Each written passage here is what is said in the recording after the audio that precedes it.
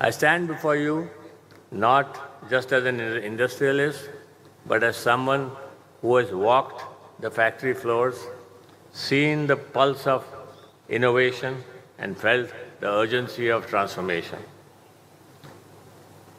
We are the first Indian multinational in India. Not many people may know that. But this is what we are. Very nationalistic, very driven by Indian technology, very driven by atmanirbhar mission.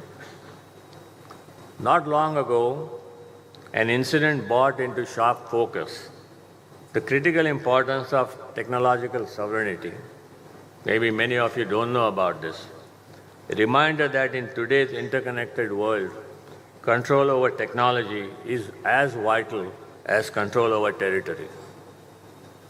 A few years ago, we discovered, actually it was just 2-3 years ago, we discovered that the humble attendance machines in our government offices, those little devices we barely ever noticed, were quietly sending back data to China because they had all Chinese chips. Every CCTV camera on our street was made in China.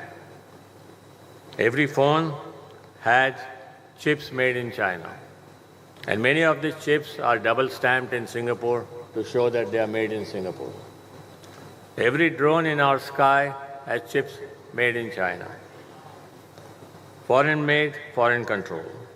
That was a wake-up call, a reminder that sovereignty in the 21st century isn't just about borders, it's about bytes, chips, and codes.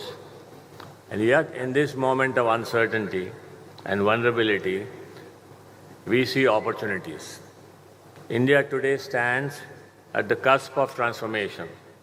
We aspire to grow our economy from $4 trillion to between $30 to $35 trillion.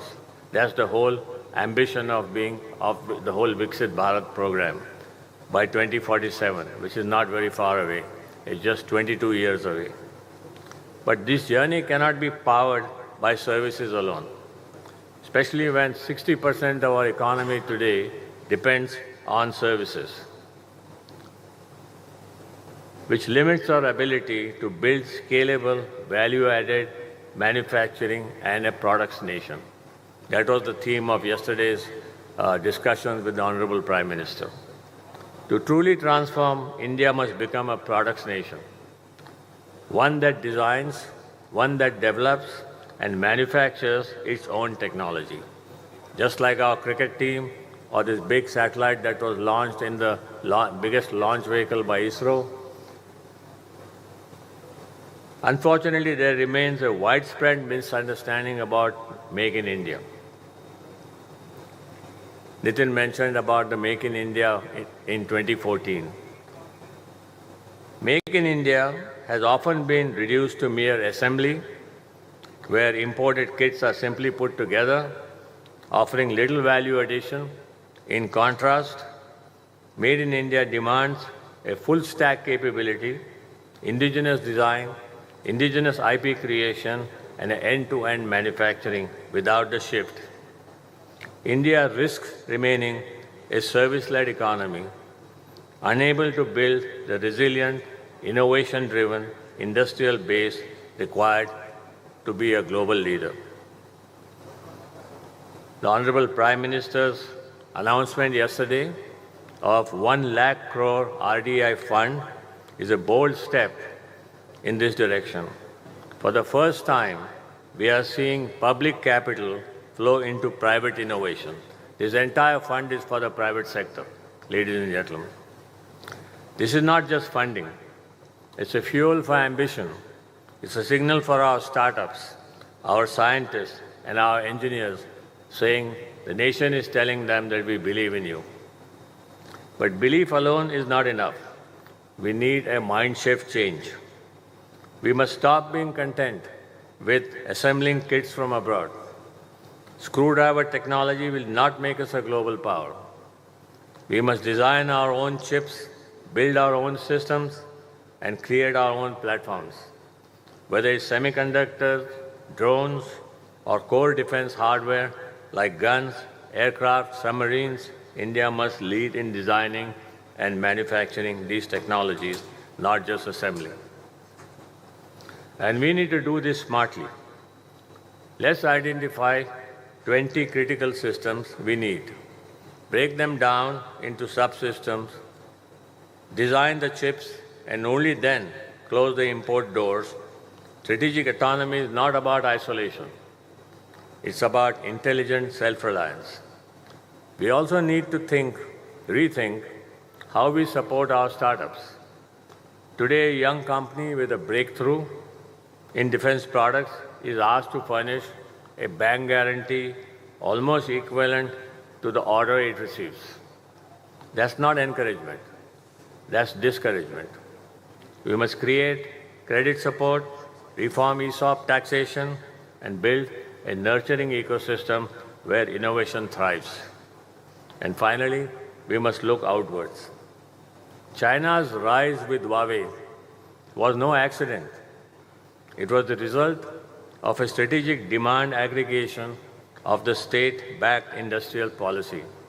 The Chinese government awarded Huawei the entire domestic telecom business, provided massive credit support, and ensured its products were adopted across the public and private sectors.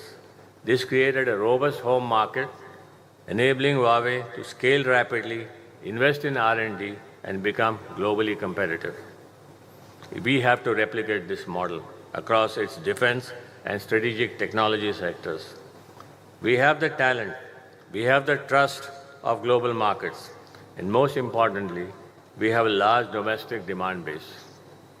By aggregating government procurement and channelizing it to Indian companies, we can empower them to scale, innovate, and export. Let's give the world an Indian product that they can rely on, secure, sovereign, and build for global leadership.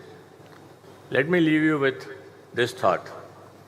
When we began our journey in Bharat Forge, I started working almost 53 years ago in 1972. We didn't have billions in the bank or global partnerships tied up. What we had was belief in our people, in our engineering, and in India's potential. From a modest forging unit, we built one of the world's most respected defense and engineering enterprise. We made that possible because we had aspirations. As I often say, in the long run, aspiration is greater than resources. If you dare to dream big, the resources will find their way to you. We need a major mindset change, belief that we can design and make in India products with Indian IP. This true meaning of Atmanirbhar Bharat, a clarion call that has echoed and raised the emotional quotient of almost 1 billion people. No better time to achieve this than today. India's defense future will not be written in policy papers alone. It will be written in labs, in startups, in factories, and in the hearts of those who dare to dream. Let's build that future together. Jai Hind.